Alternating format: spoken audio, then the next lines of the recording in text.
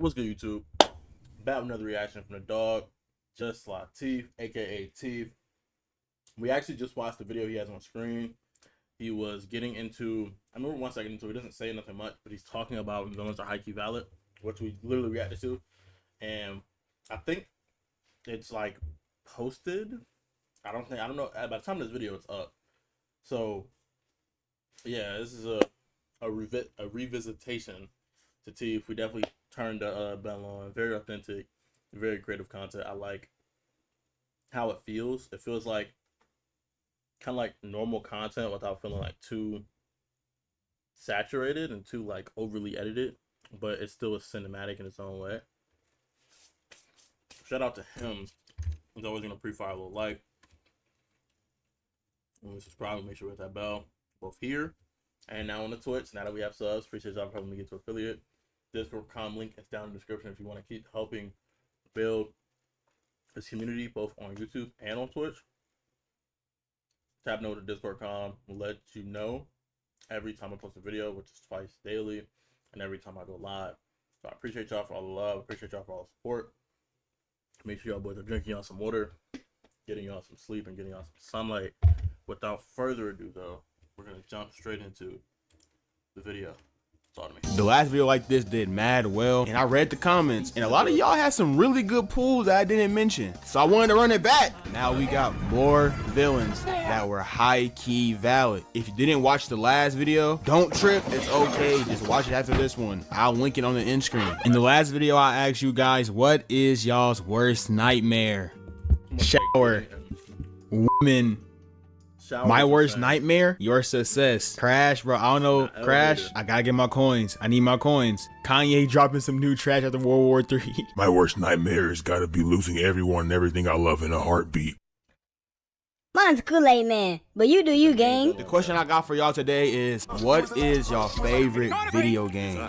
And don't give me no weak answer either. Be genuine. I know damn well all y'all favorite game ain't no Call of Duty or NBA 2K. You better type down that Jack and Daxter.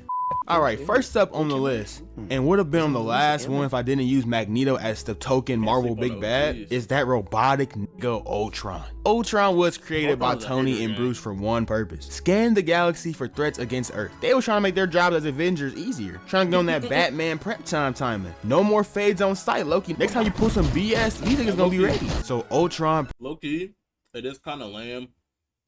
I mean, it makes sense. We're human. We like to make things easier. Especially like scientists. Like my professor tells me all the time that like, yeah, this is how this is done, but obviously we have an easier way of doing it because we're physicists, we're engineers, we're lazy. So I think you'll find even like the scientists of the world, like even more so, like to have a way of cutting corners. We just like to make sure it's like efficient and kind of like guaranteed to work. So I don't think it's ridiculous. I don't think it's a ridiculous concept at all for them to go, let's like find a way to make our job easier. But I feel like as the people that are protecting against threats, as heroes, it's like, okay, bro, just do your job, gay. But it is understandable to be spooked after Loki. Purpose was to find things that are threatening to humans and stop them. Even if you haven't seen the movie, you just know where this is going if you understand how AI be acting when you give him a prompt. That nigga heard that. And get this, it gets better. This guy, Ultron, got internet access, did research on human history, and came up to the conclusion that humans count as threats against themselves. This dude, Ultron, is the embodiment of iRobot. Nigga is the deluxe drop of that movie. Everyone look at iRobot and say, this is why AI shouldn't be a thing. Nah, dog. Ultron is why AI shouldn't get too advanced. You mean to tell me he saw what they were saying on Twitter and said,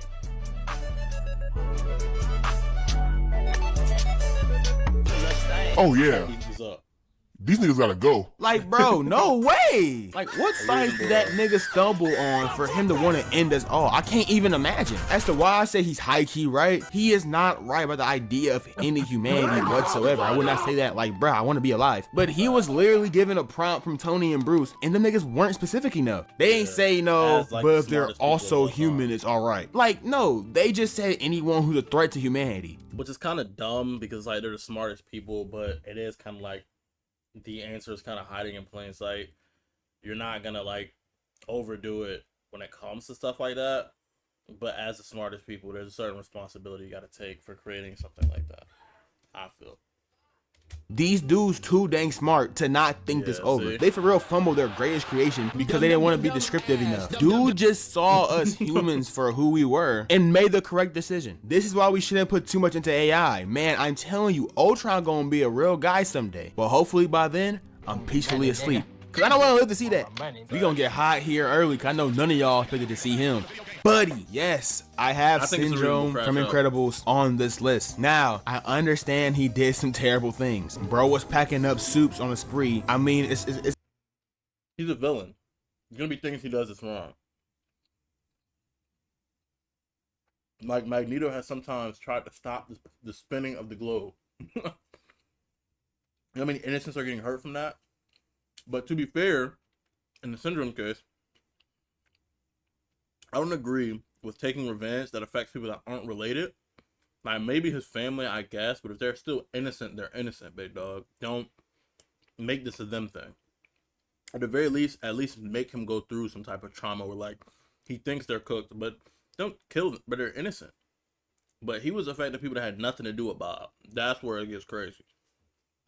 It's an impressive feat considering that he has no powers, but dang, he's evil as hell. But the reason I got him here is because he's proving his point, which was that anyone can be, you know, technically, hypothetically, a superhero. I mean, he wasn't a hero, he was a villain, but anybody can do the job, basically. What he wanted to prove by killing me. When Buddy was young, he was a fan, a huge fan of Mr. Incredible. Had the posters on his walls and all that. He really glazed that man. Mr. Incredible was his version of LeBron. Now imagine you finally link up with your hero and ask him if you can help him out in any such ways. And that nigga shunned you off in some pretty rude ways. This is pretty much exactly. The problem wasn't Mr. Incredible going, nah, you can't help me. The problem is the way he did it. He didn't, you know, working the job helps people too. Helping the economy helps people too. You know, you're a pretty smart kid. You can use this for good things. He didn't do that. He just, nah, bro, get out the way, bro. Man, get out the way. Ejector seat. Go home, buddy. I'm like, come on, bro.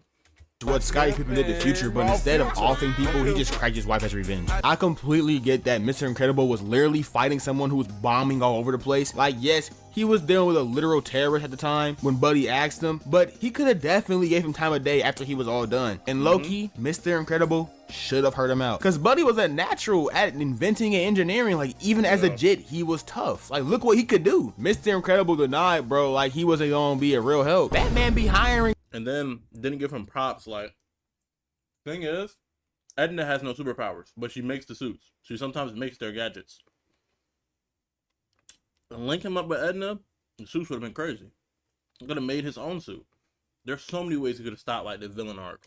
Kids that do way less, boy. If you don't at least let bro make you some technologically advanced drip. So yes, Buddy got rejected, and this made him very upset. But I feel like that Buddy getting told no could have showed him that Soups wouldn't think he belonged due to his own lack of powers. Don't get me wrong, he a bad guy. Overall, he wrong as hell. But like, think about it a little bit. Going back to the MCU, I got Vulture from Spider-Man Homecoming. I'll make this one quick. The government hold him after Loki's attack on New York, and bro just had to do what he had to do to get his paper for his family. I mean, he a bag chaser. I can't. What can I say? The Avengers and their problems be creating so many villains that it's crazy. Also, on the side note, Peter probably should have just let Vulture's robbery on Stark slide. Bro took the whole movie to bag his daughter, Liz, and when he realized that Toomes was her dad, I mean, he did what was right, which was stopping people from getting insanely high-tech weapons and reselling them. And he proved to Stark that even as a jet, he can hang with the best of them and become an Avenger, which I don't know why he had to prove that to Stark for real. He literally packed up both Falcon and the Winter Soldier and had a decent fade against Captain America in Civil War, all at the age of 15, by the way, with hardly a fraction of the experience they all had. But like, he fumbled Laura Harrier in the midst of all this. He ended up with Zendaya, so he ate good regardless. But Laura Harrier though? Hey, bro, but he didn't pull a Shamik Moore. So at the end of the day, Tom's cool with me. Man, Shamik wish he was Tom. Here's the big Fact. one everyone was yearning for. Dr. Doofenshmirtz from Phineas and Ferb. This one actually mad tragic He had because a bro crazy is even a backstory, bad yeah. guy for real. He just has a completely cooked past. For starters, we all know that neither his dad nor his mom showed up to his birth. How was the writer's room acting when they came up with this? Like, this has got to be the wackiest thing ever. How does your own mom not show up to your birth? This makes no sense. And he was constantly bullied by everyone, especially his Deadbeat parents mom and throughout his dad, youth. Nigga was forced to wear dresses and used as a garden gnome. These are crazy methods of child abuse. His parents dead ass had him because they want a nigga to bully. Some couples trauma bond, these niggas bully bond. It's an evil world out here. Even after all that, I say that Doof is Mickey Evil, aka fraud. Like, he does what he does as a hobby and as a cope mechanism more than anything. And low key, him and Perry are homies. They homies. This gotta be the most friendliest op shtick I've ever witnessed. Like, My you could life probably play the feels game like an together when they're off the clock. That's Man, why I justice just for accept Doof, it he for what it deserves is. better. Now, this one might be a crazy pull to some, but to me, I can't help but think about that little nigga, Rumpelstiltskin from Shrek 4. He was right. Get this, Shrek became a celebrity pretty much after all the I don't remember the plot too much, but I swear he was like offing people, bro. He was mad wrong. events of the first 3 movies, and people kept bugging him, and he wanted to live a quiet and lonely life with him and his family and friends, but got to the point where he started to blame all of them for his unhappiness with his life. Like, he even told Fiona he practically regretted saving her from the tower, and that he wouldn't have done it if he knew he'd become a public figure that he could accidentally raise in 2015. And she was like, saying that basically means you don't love any of us, any of them, including their friends, and more importantly, her herself as his wife and their 3 children, which is some crazy work. Later on, Shrek is on a walk alone to blow off some steam, and he meet that nigga Rumple, who gives him this magical deal to have a day to himself as a real ogre. Analogy of being a real man, doing bachelor things without responsibility for one day. Cause Shrek just needs time. It's kind of crazy too, because like Shrek becoming a celebrity is not necessarily what he asked for, but he didn't like the fact that he was being like hated on and hoed just from his existence. So I think I would take that celebrity stuff over. You know, like, yeah, it's a bit annoying, but like, if you just mellow out your life in general, people are gonna fall off interest in you naturally. So like, he should have just understood this period in my life that's gonna blow over, rather than like talking to his wife like that. Because I think that's crazy. Where I imagine your wife says something like that to you, a person you think you can trust most hits you with the, dang man, I low key wish I didn't find you, like, just a little bit. And like, yeah, you're saying it out of emotion, but words hold weight, big dog. Off. And Shrek signs a contract. Like, he'll explain this and everything, but the catch is that to get this personal day off to himself, he has to give up a day. Bro, and look at this, bro. Everything, but the catch I'm signing is a that to contract, get this and he's looking at me like this, bro. personal day off I'm reading that whole thing and putting the pen down ASAP. to himself, he has to give up a day to Rumple. So he agrees to give a day that he couldn't remember, thinking he got a great trade. Little did he know, he gave up the day he was born. So he ends up stuck in this alternate universe where he never existed and everything is all bent up. It was so bad that Puss in Boots, I don't even know what he was. He was a fat ass nigga in Rick. Like, it wasn't good at all. Rumple definitely isn't a good dude for this, because part of the reason for doing this is wanting to be king and rule and have some power. But this could have been all prevented if Shrek just wasn't trying to be a selfish nigga and fully love and appreciate the ones he had around him, which he comes to by the end of the movie. But Rumple was high-key right, because this is quite literally what Shrek signed up for. Like, he put the pen to the paper, all 5 letters of his name, and signed quite literally what Unalive this homeboy, making them dance. Shrek signed up for. Like, he put the pen to the paper, all 5 letters of his name, and signed that contract. Nigga didn't think before he signed the paper and got put into the meanest 360 deal of all time. Not even a 360 deal. This might be the first ever 720 deal. I mess with Shrek, but this all on him. Rumple finessed you fairly, and you obliged. You should have loved your fam, bro. Listen, y'all, let this be a lesson. Read contract, and don't be a deadbeat. Second one is optional, but please read contracts. Print and paper can be devious. Now, my favorite one in this video easily has to be Second one is optional was insane. I saw this clip, bro. I don't think he shows it, but the rhino's throwing cheeks. print and paper can be devious. Now, my Yeah, but how long am I go? So like, genuinely, I think he's valid as a villain, and I like his character development. Favorite one in this video easily has to be Tai Lung from Kung Fu Panda, because it is unfortunately the realest and most common way people become evil. Tai Lung was an orphan left on Master Shifu's doorstep, and Shifu decided to raise him as not only a son, but as a student of Kung Fu. Soon it was evident that Tai had crazy natural talent, like he was mastering everything because he was tough, and Shifu told him he had potential to be a great, not just that, but the greatest. So Tai Lung made it his life. The problem is you don't say that. You raise your son and teach them that they have value outside of what they're doing. That's like going to school and thinking your grades mean everything. And I was a all A student. But if you think your grades mean everything, when you get that B or that C on that one test or that one assignment, you're going to feel like dog. So as a father, bro, Shifu sold. Oh, you're going to be the dragon. You have to be the dragon warrior. Why, bro? You're tough at Kung Fu. I don't think you're going to be a valuable asset to the valley. A piece. That would be tough. That'd be hard. I leave it at that. You feel me?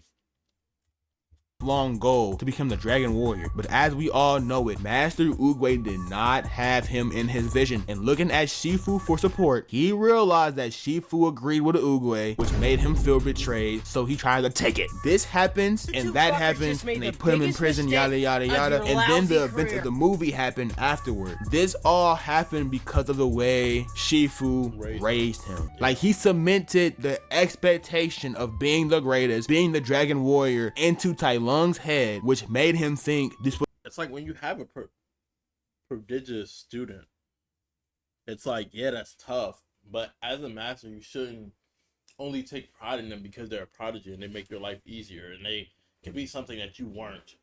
As a master, your job is to help make sure they're still tied down and rooted down to like that discipline. And instead of doing that as a father and providing something good for him, he instead kind of just fed his ego. It was like, oh, you're him? You're going to be the top. You're going to be at the top, nothing else. So for him to strive for that and then realize that you don't want that for him because someone doesn't agree, it's like he felt betrayed by his own father because you put this dream into him. You pushed him to do it. And it's your job to take the responsibility of the consequences that come with that. So as a master, your job is not to take a seed that has begun sprouting and like pull it up, help it grow. Your job is to put water on it, make sure it's getting sunlight, and keep your hands over it and make sure it grows upright. You feel me? When you pull it out, it's gonna have curves in it. It's not gonna be a straight and narrow plant.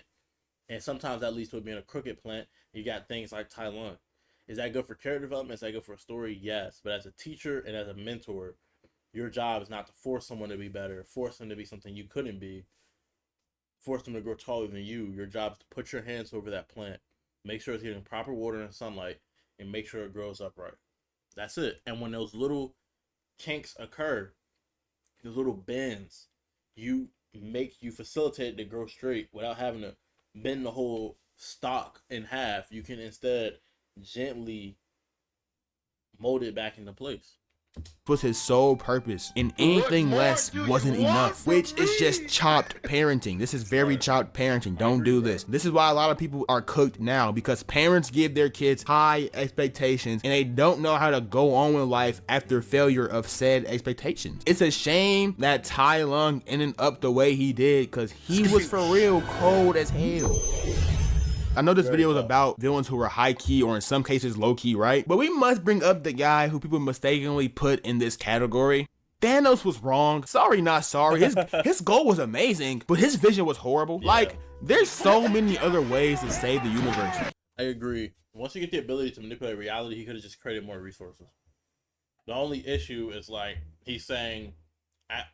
basically, if you watch Gurren Lagann, he's basically saying what Anti-Spiral said. He's basically saying, we're going to grow out of control and there's not going to be enough resources. So if you think about it, his method was, if we cut the people in half, our species, every species, can live for twice as long. But that isn't true. As peace comes, as we develop, it becomes easier to produce. And as it becomes easier to reproduce, it's like that growth is exponential. So it's not like because you cut the population in half, people won't stop having kids. You didn't do nothing, bro. It's gonna way faster than before. Just shoot back up. Whoop. It's gonna encourage you like to shoot right back up. So it's like there is no point in doing that. There is no point in going and cutting the universe's population in half. It would have been better to double resources or quadruple resources. You know? Or at the very least, use your powers to create a new resource. There's nothing you can, like, people. Shout out to Captain America, because I think he's the one who said this, but the thing you can't predict is people. They change in ways that you can't unexpect, and they constantly surpass expectations. That is what we are good for. Shout out to Dr. Stone, too, on the type tip that the strongest weapon we have is our brain. Not because everyone's some super genius like Senku, but because everybody has their own talent, even if that is their body. And due to your brain, due to your understanding, due to the development of the past, we can just keep going. And even when we die, pass on knowledge to those that come after us. And in that case, our dreams are inherited and sometimes even improved upon. That endless refinement, like a wave that's trickling down a stream, is what makes humanity as dangerous a weapon as it is. You feel me? And that's why people can do evil things, but in the same regard, people can do good things as well. And it's like, that's why you can't put value on human life. It is invaluable. It's way too, like, you can't fathom the comprehension of a singular life. So as we are not like some gods or some crazy creatures, that is why like peace and good deeds are necessary. Because once you realize that fact that you can't put a value on life, your goal should be expanding yours to the fullest it can be, reaching your full potential, completing what you think your purpose is. What do you want to do? Life is like an open world game, but there's real life consequences. So you need to be wary of that. Even in your interactions with people, don't be vicious, but you can be good. And you can argue like, oh, if everyone's good, even though you're born evil, that's tyranny in itself because you're forcing people to be good. No, we're not trying to force people to be good. We're getting people to open their minds and use it to its full ability and realize that realistically, even though hating is free and kindness is free, hating don't really do nothing. If it's to be funny, like how we joke, sure, but even that can harm people. So it's up to your discretion to really think about what you're doing, what impact you're leaving, because the strongest thing we have as humans is our legacy. You feel me? So that's just, you know what I'm saying, a little tangent of doom, I'm not gonna lie. He didn't have to end the lives of half of it to make it better. He was just a savage. Like, he didn't have to do that. There's so many different ways to fix this. The most obvious being that he could have found a way for resources to be used and produced more efficiently or even easier. Just double the resources. I can't stress it enough. There's so many ways to bring balance in the universe that is crazy. If you disagree and want more methods, search it up. Facts. I'm gonna end it off here, man. Shout out to Teeth. I think it was a tough video. I like this series, and I hope he keeps it going. Low key, he low key knows ball. Yeah. Shout out to T. Shout out to y'all for watching, and once again, thank y'all for helping me hit affiliate and growing in subscribers. How we've been growing. I hope y'all keep it up, keep contributing to something and investing in me, and I promise to some extent make it worth your while. Right? To keep pumping out content, to keep being something that you can look forward to. As always, you know what time to find me next. Peace.